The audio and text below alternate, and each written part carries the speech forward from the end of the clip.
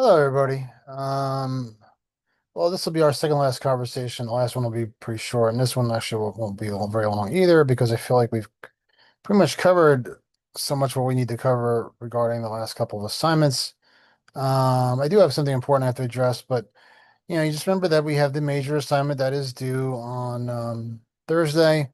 It's due at the end of the day. And again, it's really important to really send me. I've had a couple people do this already, which is great. And I like the work I've seen so far. Again, the major assignment is really just kind of like probably the best comparison is maybe like either the housing assignment, where the only difference is, and I did mention this a bit in the last video, is that you really can choose your lead for the story. You can take a feature-ish approach if you'd like to the story, where you write an anecdotal lead, like we described for the feature assignment, or you could write just like a straight lead and keep it that way. Of course, with a we take a feature-ish approach, you really should like get more descriptive, that sort of thing. So really like try to again like focus on the reactions. I really like went for that. I really asked people to do that.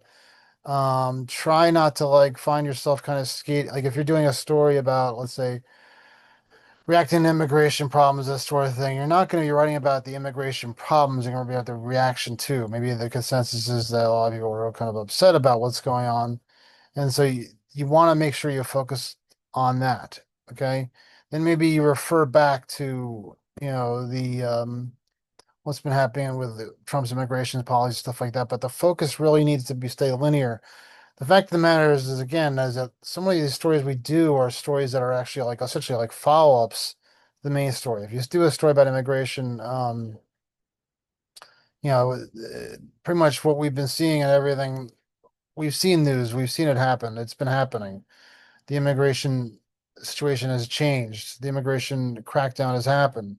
So you don't write about the crackdown, you write about the reaction to the crackdown. So that's what you have to keep in mind really is that that's what your story needs to really focus on.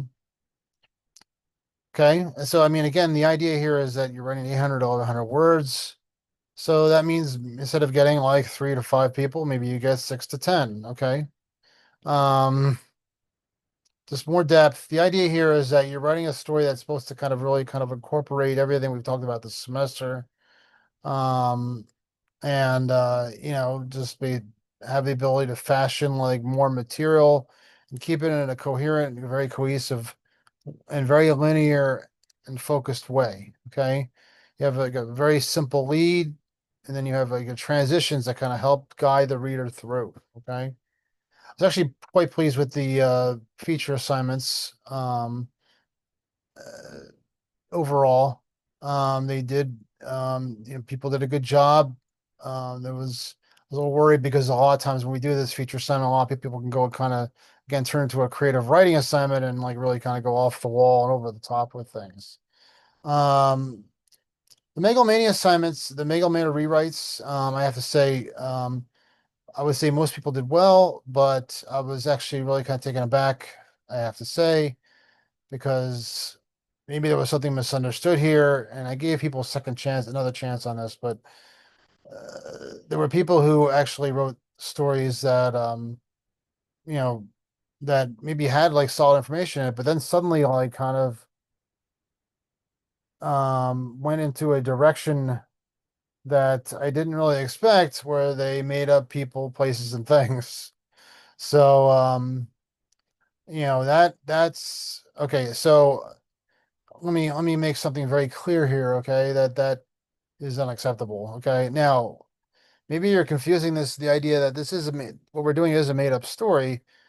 Although it is based on something that happened. I did show that video in one of the video. I did show that the Dennis Kozlowski story in one of the videos. So, but you're only supposed to work with the material you're provided. Okay. It's just like, those leads I gave you for that one assignment. You're not, so I mean, I give you the material on, like, let's say, the attempted murder over the chocolate, eating the chocolate Easter bunny. It's not your job to suddenly say like, okay, well, I'm going to get creative and embellish the truth and just add more elements to it that'll make it even crazier. And you can't do that. Okay, you can only write what you know. You have to really keep that in mind whenever you're doing in you know whenever you whenever you're doing any kind of story or you're doing any kind of like work, um, you know, you have to basically make sure that you have to make sure that basically you stay factual and like I said all the semester accurate, clear, and focused. So anyway, now that leads me to something else that I have to address. And I know some people probably not going to hear this, and I really wanted to really kind of end the semester on a good note. I know that the situation here again, it's unusual. We have 4 or 5 plus weeks, and we have to like really learn really quickly. And overall, I really was quite pleased with the performance and that sort of thing. But kind of a bit of a little bit of an epidemic has happened within the last week or maybe even longer. And I have detected what I believe to be artificial intelligence creeping into our work. And in fact, creeping so much that there were a few people who relied on it almost entirely to do their work. And I just want to make this very clear. It's at the top of the syllabus, and it's not, I don't make it very clear, like, what are sort of penalties are involved when you do actually do artificial work. I just make it clear at the very top of the syllabus that there is no artificial intelligence use. I don't think I really need to explain why, because it is utterly cheating. And be honest with you, I mean, I can't really give too much away because part of my policy is that for talking about this and addressing it is that if I give away like the detectors and what I use to detect artificial intelligence, then that gets out. And then, we don't want that to happen because we don't want people to find a way to override that. So, but I have to say it was pretty disappointing. There was work from people who I thought were consistently good performers and solid performers, and to have to look, suddenly come across it and see it, and then go back and look that this actually. I'm not going to say how many or who did it, obviously, or anything like that, but to see that this had been done previously, and I think I've had a very good track record in detecting this, but apparently this semester I did not have as good of a track record. So, but I did address it. I just want to let no, just, but I just really want to be emphatic that this will not be tolerated at all. Okay. Now, I do believe that I'm a big believer in second chances. Okay. It's not my first rodeo with this artificial intelligence encounter. Okay. It's not my first encounter with this. So, I've had ways of dealing with this. I may even like have jumped the gun a bit in dealing in my way of dealing with this because what I didn't know, and I had to actually talk to Steve Miller, director of undergraduate studies, I believe. He told me that actually there is a report that needs to be filed, and I actually prefer to actually deal with this myself, and I've indicated that I've actually like preferred to deal with what's going on in our class myself and not have the Rutgers administrators and people like that get involved. But it's I'm because largely because again I'm a big believer in second chances. Okay, so or third chances, I guess you could say. But I really want to make it clear that like I mean, is this something to really kind of take personally when you feel like somebody you're entrusting somebody like to provide you the correct work and I mean, you really can't like take it personally, but it is very disappointing. Okay. And it's even but what's even harder is to have to actually like address it and have to like suddenly like address it in a way and where you have to provide like a remedy that has like strict like, guidelines. So if you do allow a person a second or third chance, they have to follow strict guidelines so that they can actually pass the class. Um, that's just very disappointing. Okay. Um, and it I'm not saying that okay, when people make up stuff in a story, doesn't necessarily mean it's artificial intelligence, but it does actually put your siren on. And you start to say like, well, did they use like artificial intelligence to actually like help do the story? Because suddenly like things are, I guess this is giving away a little bit of a hint in terms of detection, but suddenly things start appearing that shouldn't be there, you know. Um, Artificial intelligence is a useful tool for many things, okay? Um, but it does a lot of bad, okay? And the worst thing it can do, obviously, and again, I don't have to tell people this, is that if you're going to rely on that, I mean, I almost could understand a situation. I've had this happen where I've had people maybe like frustrated, they're not getting, and I understand this. I mean, it's summertime, you're trying to get things done as quickly as possible. There's other things you want to be doing. I had a summer class that was pretty horrible, So I mean, I'm not saying this is, but I'm just saying that it's just horrible having to deal with it. I remember having to actually like sleep in my car a few times just to get to the class because I was just like, it was just horrible. And I wasn't allowed to sleep at my girlfriend's house. So anyway, and she lived close to Rutgers. So anyway, so it's just a really tough situation, especially to have to do, and you have like maybe a regular job this summer, and you're trying to squeeze this in. I've had people had to deal with people who've given me artificial work, artificial intelligence work, and maybe after having a semester where they didn't do that, so I could understand that, but to actually do that for an entire semester is just really disappointing. And again, I mean, it's just so obvious to say this, but you're only really hurting yourself, you know?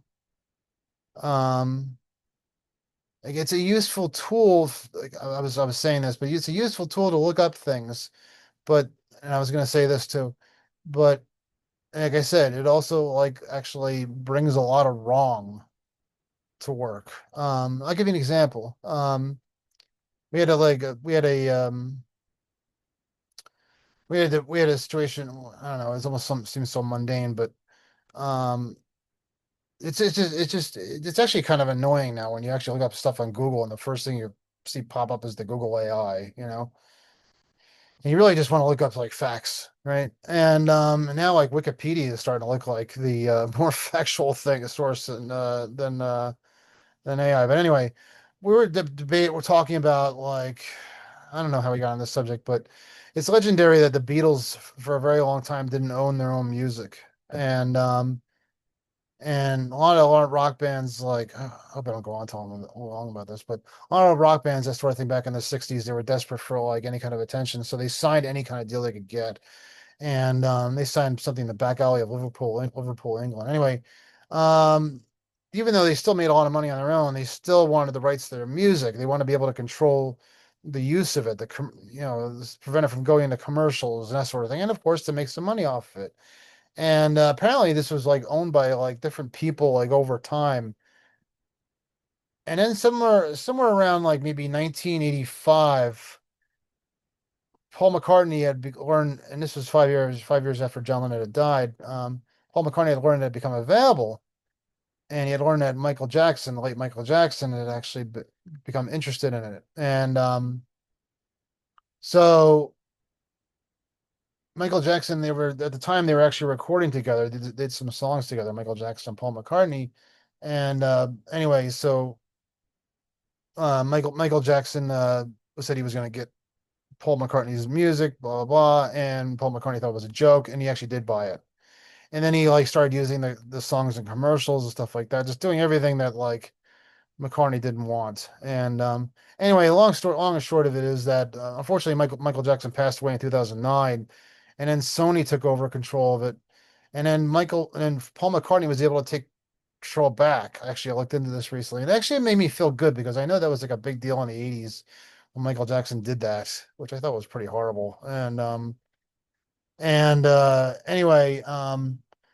what's the moral of the story? Anyway, we were talking about it, and I was actually a little unsure of myself. I was like, yeah, I think Paul McCartney got the rights back.